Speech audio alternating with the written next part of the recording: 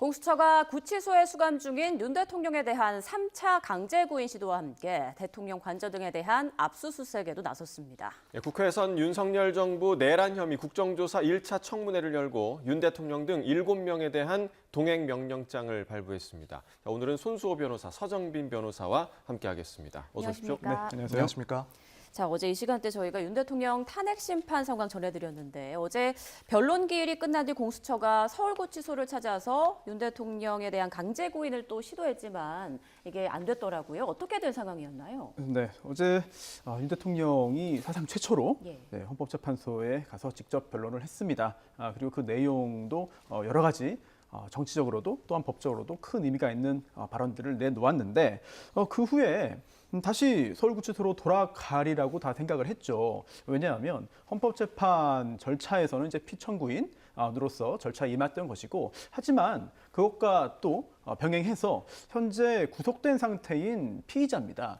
따라서 어디에 기거하는지 여부가 현재 법적으로 당연히 정해져 있는 것이거든요. 구금 당소가 정해져 있으니까요.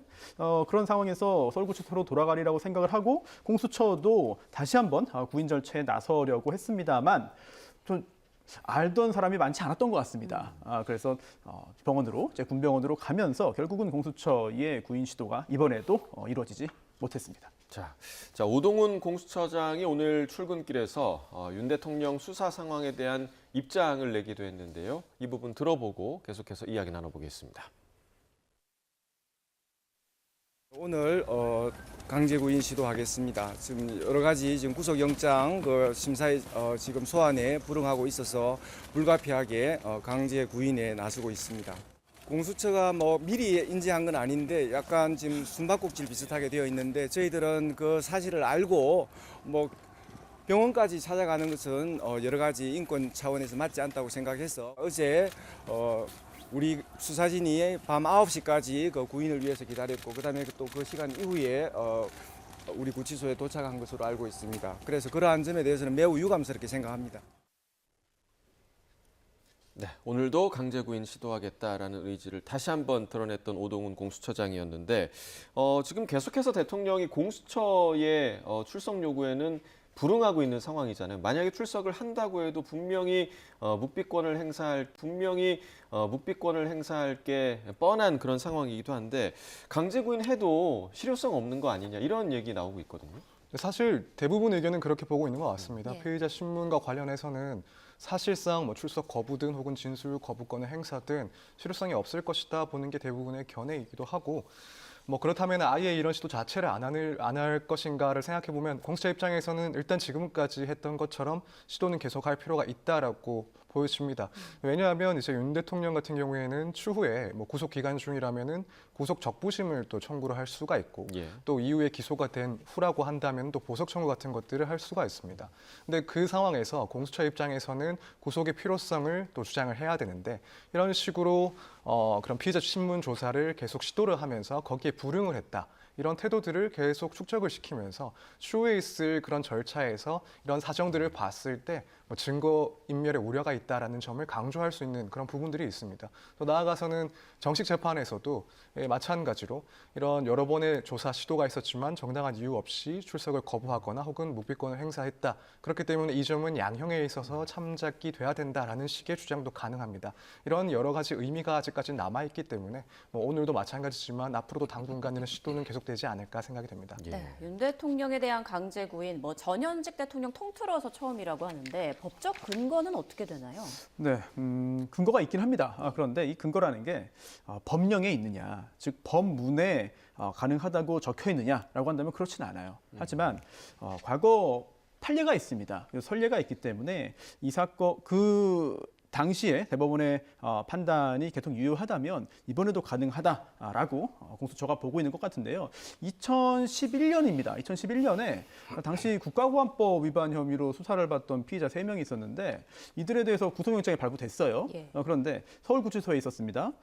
국정원 조사실에서 조사를 하기 위해서 출석 요구했는데 안 나온 거예요. 그러다 보니까 이 구속영장에 근거해서 강제로 데리고 왔습니다.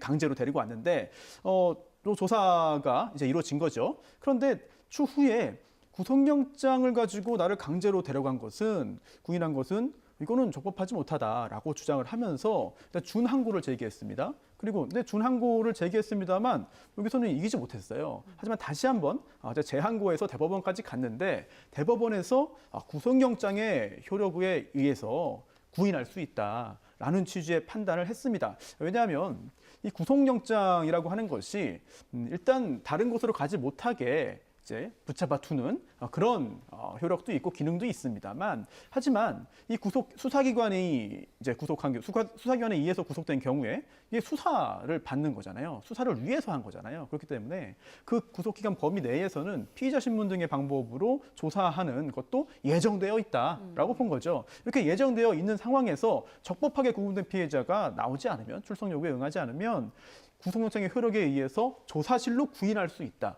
이런 선례가 있습니다. 따라서 지금까지 이런 사례가 아주 대단히 많지는 않습니다만 법적으로 근거는 있다고 볼 수 있고요. 다만 법적으로 근거가 있는지 없는지 여부와 과연 지금 이렇게 하는 것이 과연 어떤 결과를 낳겠느냐, 이 부분도 좀 고민이 좀 필요한 부분이긴 한 것 같아요. 관련 유사한 사례에서 실제로 몸에 손을 대서 끌고 오지 않고 가서 구속영장에 의해서 구인하겠다라고 하면은 자발적으로 나오는 경우들이 있거든요. 그렇게 되면 좋았겠습니다만 아마도 지금 이 사안에서는 대통령 그렇게 하지 않았던 것 같습니다. 짐작입니다만 그 현장을 본 사람이 많지 않으니까요. 예. 그런데 설령 그게 가능하다 하더라도 좀 전 서 변호사 말씀하신 것처럼 앞에 앉혀놔도 진술을 하지 않을 경우에는 사실 실효성이 크지 않은 상황에서 대단히 큰 무리라는 평가를 받을 수 있습니다. 즉 대통령의 몸에 손을 대고 또한 나오지 않겠다는데 강제로 데리고 왔다. 이렇다면은 지금도 이제 대통령에 대해서 일종의 측은지심을 느끼고 또한 정치적으로도 굉장히 강하게 지지하는 그런 많은 국민들이 있는 상황에서 더 큰 혼란으로 빠질 수 있기 때문에 공수처도 아마 이런 부분에 대해서는 여러 가지 종합적인 고려를 할 것으로 보입니다. 네. 앞서 저희가 오동훈 공수처장의 녹취를 들어봤습니다만 거기서 이런 내용이 있었거든요. 그러니까 어제 대통령이 병원을 들른 부분에 대해서 미리 인지한 건 아닌데 약간 숨바꼭질 비슷하게 됐다. 그러니까 사실 이 대통령의 신병을 확보한 주체는 공수처인데, 그런데 공수처가 대통령의 동선을 이렇게 모르고 있어도 되는 거냐, 이런 지적이 나올 수밖에 없는데 어떻게 좀 보십니까? 저도 조금 의아한 부분이긴 한데, 아무래도 공수처 입장에서는 이제 어제 그런 조사 같은 것들을 위해서 당연히 미리 이제 구치소 측과 협의를 시도를 했을 겁니다. 근데 혹시라도 그 시점에 이제 윤 대통령의 그런 재판 이후의 일정에 대해서 확정이 안 된 사항이 아니었을까. 그래서 공수처에서는 그 시점에는 병원 진료 같은 것들의 그런 일정을 확인을 하지 못한 사항이 아니었을까. 그리고 그 이후에 일정이 확정이 되는 바람에 소통이 부족해서 일정을 제대로 확인하지 못하고 일단 구인을 시도한 것이 아닐까, 이런 생각이 듭니다. 일단 외부 진료 일정이 중간에 확인됐다 하더라도, 공수처가 그걸 인지했다라고 하더라도 일단 최소한의 시도를 하기 위해서 굳이 또 구치소로 가서 최소한 9시까지는 기다렸을 가능성도 있다라고 봅니다. 물론 이제 강제 구인 혹은 방문 조사 일정이 지금 상황에서는 워낙 촘촘하게 이제 짜여 있기 때문에 실무적으로 그런 어려움이 있을 수 있긴 한데, 어쨌든 이 사건은 어떤 사건들보다도 상당히 중요한 만큼 일정을 촘촘하게 이제 체크하지 못했다라는 점에 대해서는 충분히 비판받을 수 있는 여지가 있다고 봅니다. 이 부분이 정말 좀 약간 혼란스러운 것 같아요. 왜냐하면 공수처 입장에서는 이제 수사를 해야 됩니다. 그리고 이 수사 과정에서 여러 가지 대통령 측이 협조하지 않기 때문에 고민도 많은 상황에서 이 동선 파악이나 이런 것들이 잘 이루어져서 문제 없이 되면 좋겠는데, 사실 수사기관에 미리 통지를 해야 되는지 여부에 대해서는 규정을 봐야 되는데요. 아마도 그런 규정까지는 있지 않을 것 같습니다. 대통령이 구속될 것을 미리 다 그런 가능성까지 상정해서 규정을 만들어두지 않았을 것 같거든요. 그래서 어제 그런 일이 생겼을 것으로 보이고 앞으로도 이럴 수 있어요. 그런데 그렇다면은 과연 수사기관에게 이걸 미리 통지하는 것이 맞느냐? 수사라는 게 사실 국가가 부여한 그런 권능이기도 하고 제대로 수행되어야 하는 것입니다만, 그렇다고 수사 대상이 어디에 있는지를 무조건 수사기관은 다 알아야 되느냐? 이런 부분도 그렇게 선뜻 납득하기는 어렵거든요. 네, 그래서 굉장히 좀 혼란스럽고 복잡한 상황인 것 같고, 특히 어제 또 비행금지 구역 설정까지 되었다는 것을 볼 때 상당 시간 전에 관련 절차가 진행된 것이 아니냐라고 볼 수 있거든요. 그렇다면 또 경호라든지 이런 차원에서는 그 어느 곳에도 미리 알리지 않는 것이 또 타당하다 이런 생각도 들거든요. 그렇다면 앞으로 또 역시 공수처 입장에서는 또는 공수처 외에도 수사기관 입장에서 대통령의 앞으로의 어떤 동선 이런 것들을 알지 못할 가능성이 있다라는 생각이 들고 어제 이 상황에서 네. 법무부 호송 차량을 네. 타고 이동을 한 거잖아요. 그러면 네네.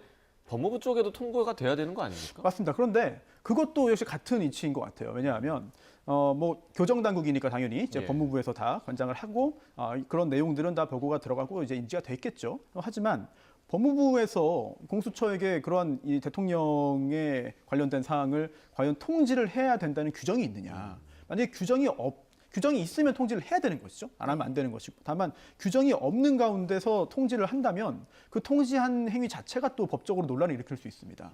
또 그런 규정이 아마도 없다는 판단 하에 알려지지 않은 것으로 보이고요. 다만 앞으로 또 검찰 수사가 또 이어질 텐데 또 법무부 아니겠습니까? 그러다 보니까 그때는 그 단계에서는 또 어떻게 될 것이냐 이 부분도 상당히 좀 관련 규정들을 꼼꼼히 좀 찾아볼 필요가 있을 것 같아요. 네. 말씀하신 것처럼 사실 이 경호상의 문제 때문에 이런 것들이 공유가 안 될 가능성도 충분히 있다라고 보여집니다. 현재 대통령 신분은 여전히 유지를 하고 있기 때문에 특히 대통령의 그런 건강과 관련해서 혹은 그와 관련된 일정에 대해서는 아무래도 외부에 공유가 되는 것이 경호법상 혹은 관련 규정상 조금 문제가 될 수 있다라는 지점도 있는 것 같습니다. 그런 차원에서 뭐 교정 당국에서 이 사실을 미리 파악됐다라고 하더라도 이 부분을 공유하는 것이 조금 어렵지 않았나 이런 생각도 할 수 있을 것 같습니다. 지금 규정상 구멍이 있는 부분들이 굉장히 많은데 이런 걸 좀 신속하게 제정하거나 만들어 수 있는 그런 방법은 없는 건가요? 결국에는 입법이 필요한 건데 워낙 이 사례 같은 경우에는 과거에 비춰봤을 때도 있지 않았던 그런 유사일의 뭐 최초의 사례이기 때문에 네. 이걸 전제해서 입법을 하기도 쉽지는 않았을 거고 또 앞으로도 이런 특별한 사례들을 생각을 해서 규정을 만든다라는 것은 사실 좀 쉽지 않은 부분이 있을 것 같습니다. 예. 네. 자, 그리고 어찌됐건 공수처가 사실상 구속 기한만 낭비하는 그런 모양새가 되면서 검찰에 좀 빨리 넘겨야 한다 이런 지적이 또 나오고 있는데요. 이 부분은 어떻게 생각하세요? 좀 전에 기다리면서 서 변호사랑 같이 얘기 좀 해봤어요. 네. 그랬더니 조기에 이첩을 할 것이냐 말 것이냐 여부와 별개로 조기에 이첩을 해야 되지 않겠느냐라는 생각이 저는 들었거든요. 왜냐하면 지금 상황에서 공수처 입장에서는 성과를 내기 위해서 당연히 성과를 내야죠. 본인들의 어떤 임무니까. 그런데 대통령이 공수처의 수사에 이렇게 응하지 않을 경우에는 사실 뾰족한 방법이 없습니다. 왜냐하면 구속된 상태이지만 출석을 요구해서 또는 강제로 구인해서 조사를 하는 게 임의수사입니다. 지금 신병은 확보가 돼 있고 지금 구금되어 있습니다만 그래도 질문에 대한 답을 하는 거거든요. 피의자 신분이기 때문에 강제로 입을 여기 할 수는 없는 상황입니다. 그렇다면 또 이런 의문도 들 수 있어요. 아니 그러면 대통령 외에 그 많은 피의자들은 왜 질문에 답을 합니까? 왜 묻는 말에 이야기를 하죠? 왜 이것저것 여러 가지 소명 자료도 제출을 하고 이견서도 제출을 하고 왜 수사에 응하는 거죠? 사실 그게 유리하다고 보기 때문이에요. 왜냐하면 억울한 부분이 있으면 소명을 하는 것이고요. 항변을 하는 것이고 그리고 또 제출할 자료가 있으면 역시 수집해서 제출을 하는 것이고 또 수사기관이 잘못 파악하고 있는 것이 있다면 또 바로잡기 위해서 노력을 하는 것이고 이를 통해서 기소를 막기 위해서 그리고 또 추후에 혹시 기소가 될 경우에는 재판에서 유리하게 활용하기 위해서 조사에 응합니다. 또 거기에 더해서 또 하나 중요한 게 수사를 전면 거부하면 너무 무서워요. 수사기관이 무섭습니다. 그래서 그냥 일반 보통의 사건의 경우에는 아예 난 불러도 안 간다. 끌고 가기 전까지 안 간다라든지 또는 나는 뭘 물어도 난 답하지 않겠다. 나는 당신의 수사권 인정하지 않는다. 다른 곳에서 수사받겠다. 이런 이야기는 감히 할 수가 없는 이야기입니다. 그런 생각을 하더라도 입 밖에 낼 수가 없거든요. 네. 그래서 지금과 비슷하지만 아주 다른 그런 각도에서 보자면 예전에 그 시국 사건에서 너무나 확고한 거죠. 지금 이 정권은 이제 무도하다. 그리고 정당성이 없다. 그래서 나는 이 정권이 하는 것에 대해서 모든 것, 어떤 것도 협조하지 않겠다. 나는 처벌을 달게 받겠다. 나는 응하지 않는 것이 나의 신념이고 또한 저항권의 행사이다. 라고 생각을 해서 응하지 않고 엄한 처벌로 이어진 경우들이 있거든요. 또는 법정에 가서 기소된 후에 법정에서 이제 여러 가지 본인들의 의견을 피력하는 경우들이 있었는데 어찌 보면 정반대의 상황인데요. 지금 예. 대통령이잖아요. 그런데도 유사한 그런 생각을 하는 것으로 보입니다. 어쨌든 이런 상황에서 공수처의 수사가 실효성을 갖지 못하고 성과를 내지 못할 것으로 보이는 상황이라면 사실 뭐 공수처와 검찰의 어떤 여러 가지 권한 분배라든지 또는 뭐 누가 더 대통령의 신병을 오래 확보하고 있었냐를 가지고 뭐 우열을 가리거나 뭐 성과를 뭐 평가하지는 않잖아요. 지금 상황에서는 과연 어떻게 기소를 할 것인지 결정을 해서 기소 후에 공소 유지해서 유죄 판결을 받아내는 것이 수사기관의 목적이고 임무이기 때문에 그런 차원에서 보자면은 적절한 시기에 조기에 이첩을 하는 것도 오히려 공수처 입장에서는 더 좋은 판단이고 또한 공수처에게 좋은 판단의 계기가 될 수도 있지 않을까 싶습니다. 근데 문제는 지금 대통령 측에서 공수처에 내란죄 수사권이 없지 않느냐 이 부분을 지금 물고 늘어지면서 거부를 하고 있는 건데 검찰도 내란죄 수사권이 없잖아요. 그러면 이 부분에 있어서는 대통령 측이 수사에 응할 것인가, 검찰로 이첩이 되더라도 이 부분도 좀 의아한 부분인데요. 저도 사실 뭐 이 상황을 지켜보면서 향후의 단계가 바뀌어서 검찰로 사건이 넘어간다 하더라도 과연 그 상황에서 진술을 할 것인가 혹은 그렇지 않을 것인가 생각을 해봤는데 진술을 하지 않을 것이라고 보고 또 그렇게 진술을 하지 않을 것을 주장하는 이유 중에 하나가 이 검찰 역시도 내란 혐의에 대해서 수사할 권한이 없다라는 점을 주장할 거라고 생각을 했습니다. 왜냐하면 공수처법이나 혹은 이제 검찰청법을 봤을 때 결국 이 관련 사건이라는 그 규정에 이 내란 혐의가 포함된다라고 주장을 하는 것이 이 수사기관들이고 그렇지 않다라고 주장하는 게 윤 대통령의 주장이기 때문에 마찬가지 구조에서 검찰에서도 수사권이 없다라는 것을 주장을 할 것이다라고 생각을 했습니다. 또 한편으로는 이 윤 대통령 입장에서는 이 수사기관의 수사권이 없다라는 주장은 단지 뭐 수사 단계에서 그칠 그런 주장이 아니라 앞으로의 재판에서도 상당히 중요한 사항이라고 보고 계속해서 일관되게 주장을 할 내용입니다. 만약 이 부분이 인정이 된다라고 한다면 뭐 그동안에 수집된 증거들에 대해서 그 증거 능력을 모두 부정할 수도 있고 어떻게 보면은 뭐 공소 자체가 부적법하다라는 판단도 받을 수가 있기 때문에 앞으로도 쭉 일관된 주장을 할 것이다라고 예상을 한다면 마찬가지로 검찰에 가서도 검찰 역시 해당 혐의에 대한 수사권이 없다라는 주장을 반복하지 않을까 이렇게 생각이 됩니다. 네.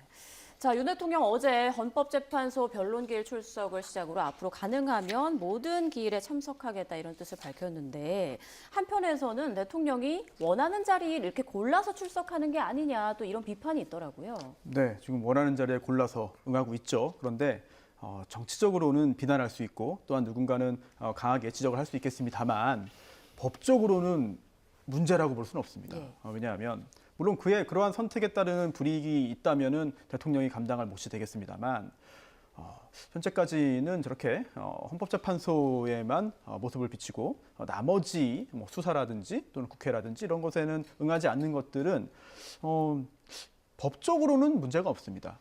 강제적으로 무조건 다 해야 되는 것들은 아니기 때문에 하지만 관련 법령들에 따라서 구체적으로 이제 벌칙 규정이 적용될 가능성도 있는 것이고 그리고 또 그 외에도 쉽게 표현하면 괘씸죄 또는 또 그렇지 않으면 여러 가지 심증 형성에 불리하게 작용하는 요소들 등등은 존재할 수 있거든요. 그래서 정치적인 어떤 분석과 판단과 법적인 어떤 평가는 상당히 다를 수 있다라는 생각이 듭니다. 네.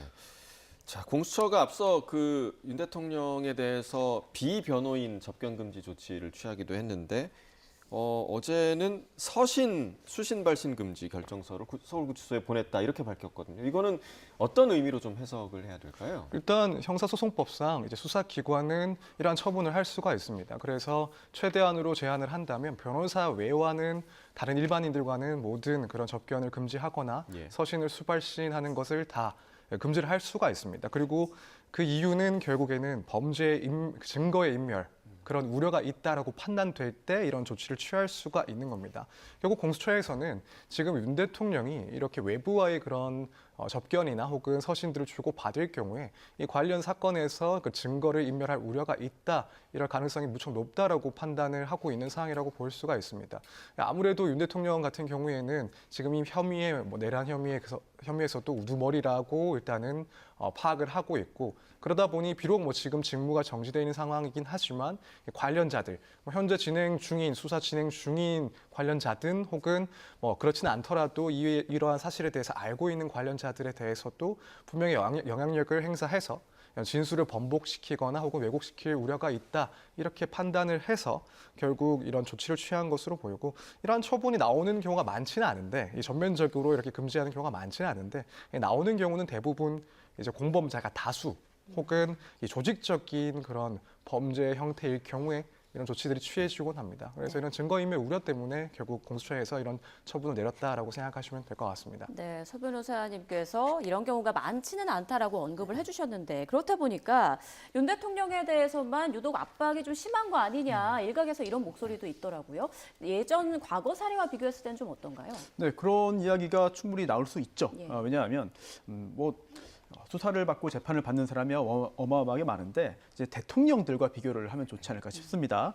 즉 이명박 전 대통령과 박근혜 전 대통령도 역시 구속된 상태가 있었는데요. 지금 화면 나오는 것처럼 이명박 전 대통령의 경우에는 접견은 이제 이상은 씨 그리고 또 고 이상득 의원 외에는 허용이 됐습니다. 또 박근혜 전 대통령은 접견은 다 허용됐고 또 최서원 씨, 이제 개명 전에 최서원 씨죠. 외에는 다 서신이 허용이 됐고요. 네. 또 이명박 전 대통령은 서신은 또 다 허용이 됐어요. 이런 것에 비하면 윤석열 대통령의 경우에는요. 네, 변호인 외에 다 접견이 금지되고 또한 서신도 금지가 되기 때문에 너무 엄한 거 아니냐, 이거 너무 과한 거 아니냐 이런 지적들이 나오고 있고요. 그런데 한번 좀 생각을 해보면 이유가 없지는 않습니다. 즉 지금 문제가 되고 있는 것이 내란입니다. 또 구체적으로 내란 우두머리죠. 우두머리라고 하는 것은 이 내란 전체 범죄에서 가장 상위에 있습니다. 계층적으로 볼 때 가장 위에서 지시를 내렸다는 것이죠. 그리고 그 외에 지금 현재 구속되어 있는 여러 재판받고 있는 피고인들은 또 주요 임무에 종사한 사람들이고 또 그 외에도 앞으로 더 추가적으로 기소가 되어서 처벌받을 가능성이 있는 사람들도 역시 많이 있을 것으로 짐작됩니다.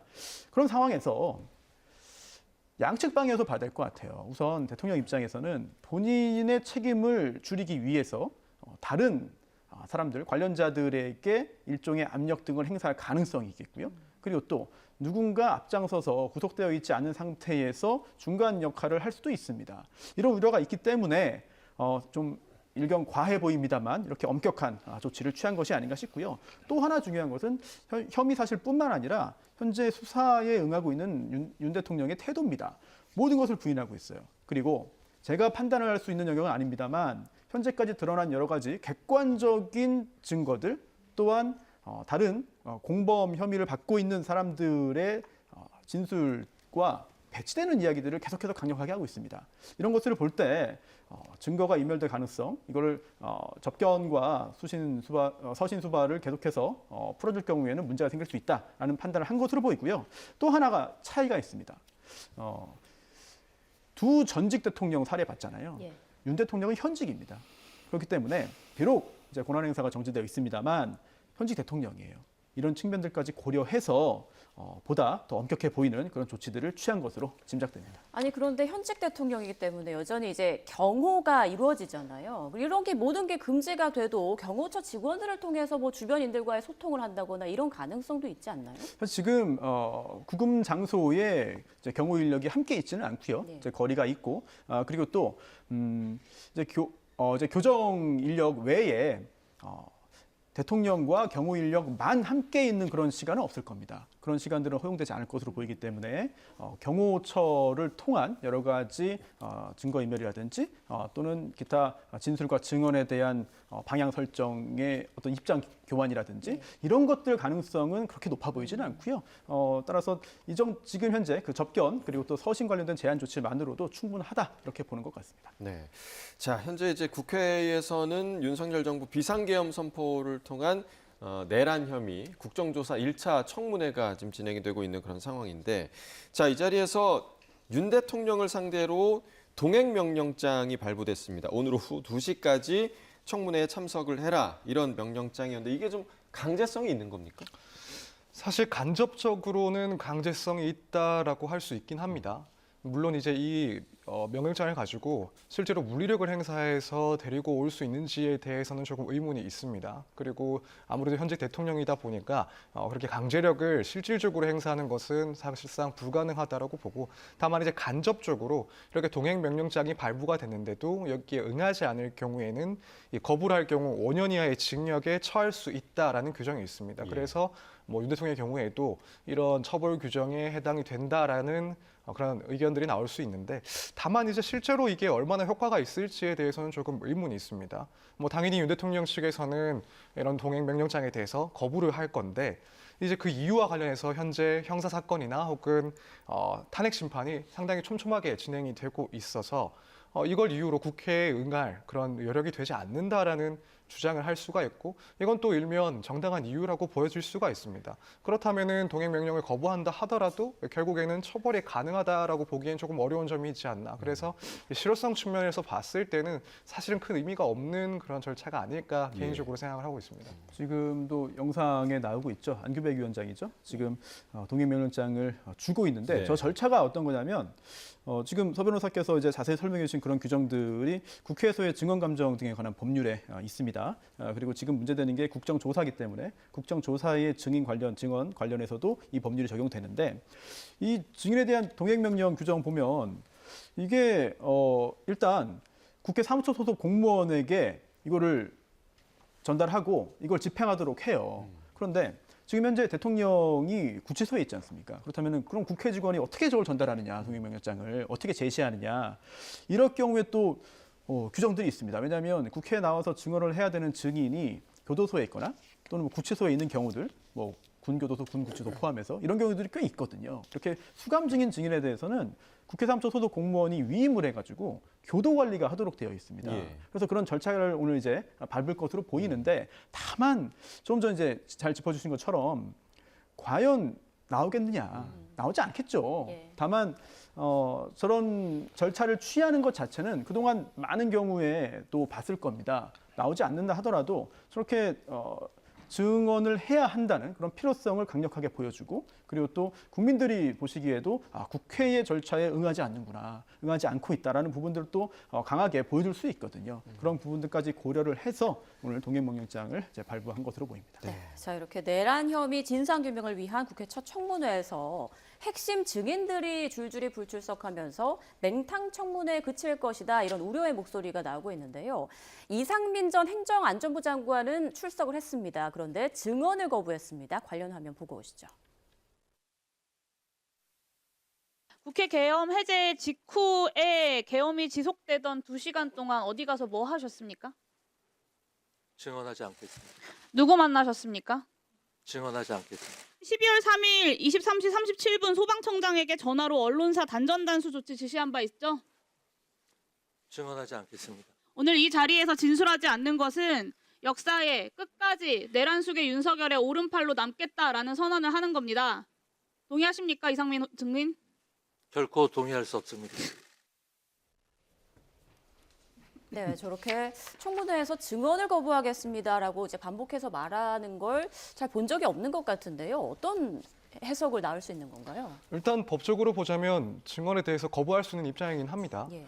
이제 국회 증언 감정법에 의하면은 자신의 이제 형사 사건과 관련된 진술 그리고 뭐 유죄 판결을 받을 만한 그런 위험이 있는 상황에서는 해당 진술들을 거부를 할 수가 있습니다. 그래서 법적으로는 이제 당연히 문제는 없는데 사실 이제 보기에 따라서는 결국에는 지금까지 이어지고 있는 각종 의혹들이 더욱 짙어질 수밖에 없는 그런 태도이긴 합니다. 특히 지금 최근에는 각종 언론사들에 대해서 뭐 단전 단수 조치를 하기 위해서 소방청장 등에게 요청을 했다, 지시를 했다 이런 의혹까지 나오고 있는데 지금 뭐 전체 질문에 대해서 모두 이 진술을 거부했기 때문에 법적으로는 가능하다 하지만 결국 이런 의혹들은 더욱더 짙어지는 상황이라고 볼 수가 있을 것 같습니다. 네, 또 이 자리에는 대통령 경호처의 강경파로 알려진 인물이죠. 김성훈 경호차장도 출석을 했는데 오늘 공수처가 한남동 대통령 관저 압수수색에 나선 것과 관련해서 입장을 밝히기도 했습니다. 들어보겠습니다. 지금 공수처에 한남동 관저에서 지금 압수수색을 위해서 관저로 지금 나갔다고 합니다. 관저 압수수색 승인권자가 아마 김성훈 경호처장 같은데 이 부분에 대해서 좀 승인을 해주시지 그래요? 가서 관련 법률에 따라 판단할 겁니다. 그리고 저희 경호 대상자는 대통령님뿐만 아니라 영부인님도 경호 대상자입니다. 아니 그러니까 경호 대상자를 몰라서 그런 게 아니고 이 관저에 대해서 지금 압수수색을 경호처에 나가 있으니까 이에 대해서 승인권자가 지금 우리 차장님 아니십니까? 예, 제가 승인권자입니다. 그러니까 그 부분에 대해서 좀 승인해달라 이런 부탁이 말씀이 왔습니다. 제가 이 자리에서 승인을 하라 마라 이렇게 말씀하시는 겁니까? 네.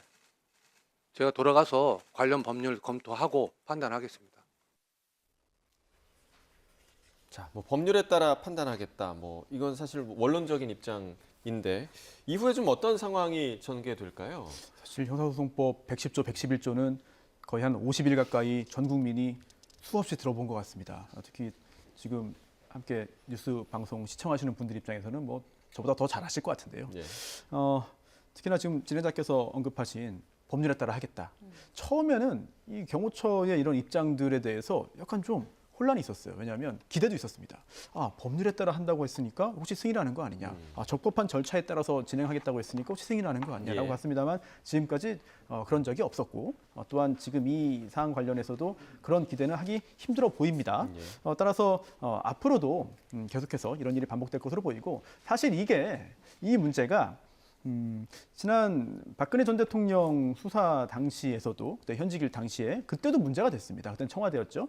그래서 영장이 발부되었습니다만 압수수색을 하지 못하는 일들이 반복되면서 과연 이걸 어떻게 해야 되는 것이냐. 형사소송법 규정을 개정해야 되는 것인지 보다 구체적으로 만들어야 되는 것인지 아니면 예외 규정을 둬야 되는 것인지 또는 판례에 의해서 뭔가 해석을 해야 되는 것인지 여러 가지 논의가 있었습니다만 아직까지 개정이 이루어지지 않았거든요. 그런 상황에서 이렇게 빠르게 같은 일이 또 생길 줄은 몰랐던 것이죠. 미처 법을 개정하지 못한 상태에서 이런 상황이 또 닥치다 보니까 또다시 반복되는 그런 것으로 보이고요. 그리고 지금 김성훈 차장의 경우에 제 개인적인 의견입니다만 구속 사유를 이미 충족하는 것 같습니다. 그렇다면 검찰은 구속영장 구속 필요가 없다고 보아서 이제 발표했습니다만 영장 신청을 지금 상황은 구속영장이 발부되어야 하는 상황이 아닌가라는 생각이 들고요. 따라서 구속된 후에 또 여러 가지 관련 규정에 따라서 내부 또 승인권자가 또 달라질 수 있거든요. 이제 그런 경우 그런 상황으로 이어질 가능성도 이제 배제할 수 없어 보입니다. 네, 법원에서 이제 김성훈 차장이 구속의 필요성이 좀 없다 이렇게 기각한 그 이유는 뭔가요? 검찰에서 이제 경찰에 신청한 그 청구를 반려를 했습니다. 예. 이제 법원까지 가지는 못했고 그 이유를 뭐 간략하게 보자면 결국에는 이 구속의 사유가 필요성이 인정되지 않는다였습니다. 이제 왜냐하면 당시에 원래 공수처 등에서 그리고 경찰에서 김성훈 차장을 구속하려고 했던 그 중요한 목적 중에 하나가 당시까지 대통령에 대한 그 체포영장이 집행되지 않으면서 이걸 저지하는 경호처의 수장이라고 할 수 있는 이제 김 차장을 체포를 같이 하겠다. 이런 사항이었습니다. 그런데 실제로는 결국 윤 대통령이 체포가 됐고 그렇기 때문에 이러한 사정 변경이 있었기 때문에 결국 지금 와서는 김성훈 차장에 대한 구속 필요성이 상당히 떨어진다라는 게 이제 검찰 측의 논리였습니다. 물론 그 이외에도 뭐 예를 들어 뭐 증거 같은 것들이 조금 부족하다 이후에 검찰이 법원에다가 영장을 청구했을 때 기각될 가능성도 있다라는 판단을 했을 수도 있긴 한데 일단 뭐 그러니까 드러난 그런 내용에 의하면은 이런 구속의 필요성이 충분하지 않다라고 판단을 했던 것으로 알려졌습니다. 네, 앞서서는 뭐 특수단이나 뭐 이런 그러니까 수사기관들의 압수수색 시도가 그 경호처에 의해서 계속 이제 막히는 그런 상황이 좀 반복이 됐었는데 오늘 또 이제 공수처에서 시도한다라는 소식이 들렸는데 어떤 자료에 대한 확보가 목적일까요? 네, 여러 가지 목적이 있겠습니다만 일단 지금 또 하나 계속해서 시도를 하고 있는 것들이 지금 비화폰 관련된 예. 그런 그 서버 문제입니다. 이거를 확인을 해야 되는데 사실 제가 개인적으로 저 비화폰이 어떤 구조로 이루어지는지 또 서버에 도대체 뭐가 남아있는지 전 잘 모르겠어요. 예. 그래서 저 서버를 확보하면 과연 비화폰의 통화 내용 또는 문자 수발친 내용을 확인할 수 있는 것이냐. 만약 그렇다면 사실 비화폰의 취지가 좀 떨어지는 것 같기도 하고 또 그게 아니라 내용을 확인할 수 없다면 서버를 통해서 어떤 통신의 내용과 시각과 시간 정도를 알 수 있을 텐데 그것만으로 뭐 밝혀낼 수 있지는 않을 것 같거든요. 다만 그래도 좀 더 필요성을 보자면은 지금 현재 대통령이 굉장히 좀 궁지에 몰려 있는 부분 중에 하나가 여러 가지 국회의원들을 뭐 끌어내라라는 지시라든지 예. 또는 정치인들에 대한 체포 지시라든지 또는 구체적으로 여러 가지 대통령이 지시를 했다, 전화로 지시를 했다. 라는 부분에 대해서 많은 피의자, 피고인들이 이미 진술을 했고 또 김용현 전 장관 등의 공소장에도 기재가 돼 있습니다. 하지만 대통령은 그걸 부인하고 있거든요. 그렇다면 대통령이 통화를 한 내역을 확인하고 또한 누구와 언제 통화했는지를 확인한다면 관련자들의 진술의 신빙성을 판단하는 데는 크게 도움이 될 거예요. 이런 부분들의 어떤 필요성 때문에 오늘 영장 집행에 나선 것으로 보이는데 지금까지의 상황을 보자면은 오늘도 뭐 압수수색에 성공하지는 못할 것으로 보입니다. 예. 앞서 이제 이 시각 한남동 대통령 관저 앞 모습 보셨는데 일단 공수처가 오전부터 압수수색을 시도하고 있습니다. 관련해서도 얘기가 들려오는 대로 전해드릴 거고요. 자, 어제 헌법재판소에서 진행된 3차 변론기일 얘기도 좀 해보죠. 이제 어제 윤 대통령 구속 상태로 출석을 했는데 수용복이 아닌 넥타이에 이제 정장 차림을 하고 굉장히 좀 정돈된 모습으로 출석을 했습니다. 그리고 재판 중에 꽤 적극적으로 변론하는 모습도 보였는데 어떤 장면이 좀 눈에 띄었다고 볼 수 있을까요? 일단 출석을 해서 직접 진술하고 변론하는 그 장면 자체가 일단 눈에 띄었습니다. 뭐 진술 내용의 당부를 떠나서 뭐 비교적 차분하게 진술을 하는 그런 모습이었다라고 개인적으로는 봤고, 다만 이제 진술의 그런 내용 면에서는 기존의 주장을 반복하는 정도에 그치지 않았나. 그래서 새로운 내용이라고 할 수 있는 그런 내용들은 딱히 없었다라고 보입니다. 특히 이제 현재 이야기가 나오고 있는 그런 의혹들 중에서 이 최상목 경제부총리가 당시에 이제 받았다는 것으로 알려지고 있는 그 쪽지에 관한 그런 진술이라든가, 혹은 뭐 국회의원들을 국회에서 끌어내라는 지시를 받았다라는 그런 관련자들의 진술과 관련해서는 다 배치되는, 반대되는 그런 주장을 변론을 통해서 또 밝혔습니다. 그래서 이런 부분에 대해서는 뭐 앞으로의 그런 증인 신문 과정들이 남아 있는데 상당히 이 절차에서 치열하게 진행이 되겠다, 이렇게 예상을 할 수 있는 정도였습니다. 자, 지금 간단하게 언급을 해주셨지만 어제 그 문영배 재판장이요, 윤 대통령에게 2개의 질문을 던졌는데 가장 먼저 물어본 게 방금 들으신 이 대통령의 계엄 선포 직후에 최상목 경제부총리에게 건넨 것으로 알려진 쪽지에 대한 내용이었습니다. 이 부분 들으시고 이야기 나눠보겠습니다. 정확히 말씀드리면 저분종을 주셨는데 당시에 저는 그게 무슨 내용인지 모르고 경황이 없어서 주머니에 넣었었습니다. 국가 비상 입법기구 관련 예산을 편성하라는 쪽지를 기획재정부 장관에게 준 적이 있으십니까? 저는 이걸 준 적도 없고, 그리고 나중에 이런 계엄을 해제한 후에 한참 있다가 언론에 뭐 이런 메모가 나왔다는 것을 기사에서 봤습니다. 근데 그 기사 내용도 조금 부정확하고, 그러면은 이거를 만들 수 있는 사람은 국방장관밖에 없는데, 국방장관이 그때 이제 부속이 돼 있어서 구체적으로 확인을 못했습니다. 그런데 그 내용을 보면 좀 그 내용 자체가 좀 서로 좀 모순되는 것 같기도 하고. 자, 쪽지를 준 적이 없다. 그리고 만들 수 있는 사람은 국방장관밖에 없다. 자, 이 부분 좀 어떻게 들으셨어요? 대단히 중요한 부분입니다.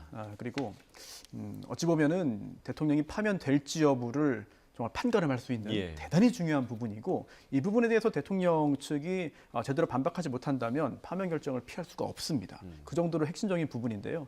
또한 대통령이 앞으로 변론기일에 출석을 하겠다라고 입장은 밝혔습니다만 나오지 않을 수도 있어요. 그래서 이제 헌법재판소에서는 출석했으니까 이 부분은 물어보자. 마지막 기회일 수도 있다. 계속 나올 수 있습니다만. 그래서 제일 중요한 2가지 부분을 어제 직접 질문을 한 것으로 보이고요. 이렇게 신문 절차를 거쳐서 답을 얻어냈는데, 지금 이 부분이 왜 중요한지를 살짝 위로 올라가서 한번 살펴본 다음에 다시 좀 와야 될 것 같은데요.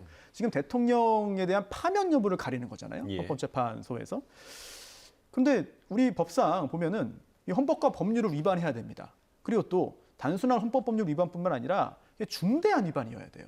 그리고 이 중대한 위반이 뭐냐, 이걸 좀 더 구체적으로 볼 때 좀 국민들이 뽑은 대통령 아닙니까? 직접 뽑은 대통령이기 때문에 이 대통령을 파면함으로써 얻을 수 있는 헌법 수호의 이익이 국가적인 손실, 대통령이 파면되면 또 여러 가지 혼란도 생기잖아요.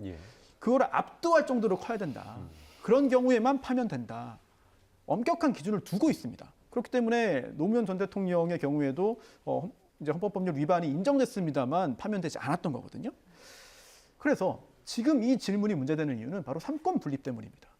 가장 기본적인 원칙이고, 다른 사람도 아닌 대통령이 이거를 위반하면은 이거는 헌법에 대한 중대한 위반이거든요. 그리고 지금 이야기 나오고 있는 국가 비상 입법 기구, 굉장히 무시무시한 이름인데 이게 어떤 걸 의미하냐면 국회를 없애겠다. 국회를 폐쇄하겠다. 또 연결되는 게 포고령에 있는 국회 활동 금지와 또 연결이 됩니다. 그렇다면 만약 대통령이 정말 국가 비상 입법 기구라는 국회를 대체할 만한 국회를 없애고 새롭게 자신의 입맛대로 만들어서 운영을 할 입법 기구를 꿈꿨고 또한 그것을 만들기 위해서 재정적인 부분까지 직접 지시를 했다면 이 부분은 삼권 분립 위반이라는 평가를 피할 방법이 없습니다. 그리고 파면 당연히 이루어집니다. 파면 심지어 빨리 해야 됩니다. 그런 부분 때문에 헌법재판소가 어제 이 부분을 직접 물어본 것으로 보이고요. 예. 반면 구체적으로 볼 때는 조금 더 확인할 부분이 있습니다. 왜냐, 이게 저 쪽지를 누가 작성했느냐가 첫 번째고요. 또한 두 번째는 누가 전달했느냐입니다. 대통령은 어제 이렇게 말했어요.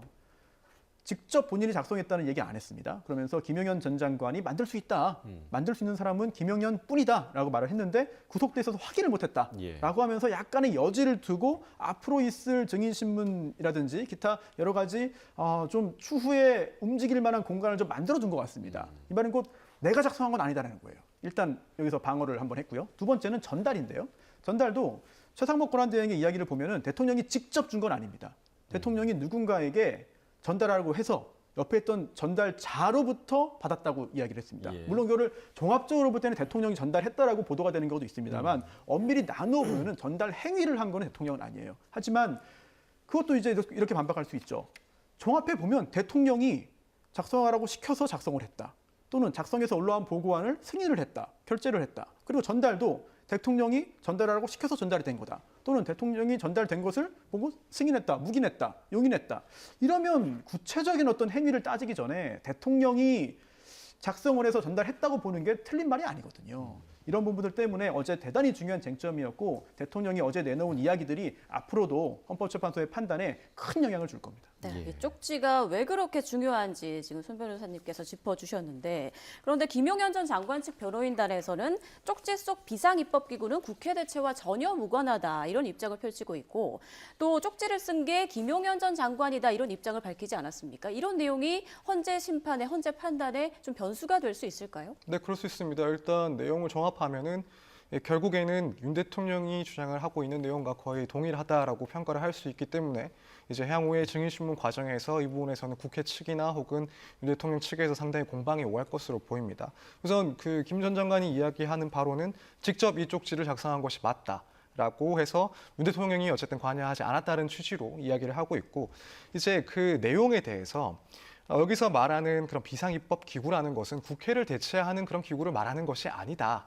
국회의 입법권을 해치는 그런 내용이 아니라 이건 대통령의 긴급재정 명령 수행을 위해서 조직을 구성하고 예산 확보를 하기 위해서 건의하고 작성한 것이다.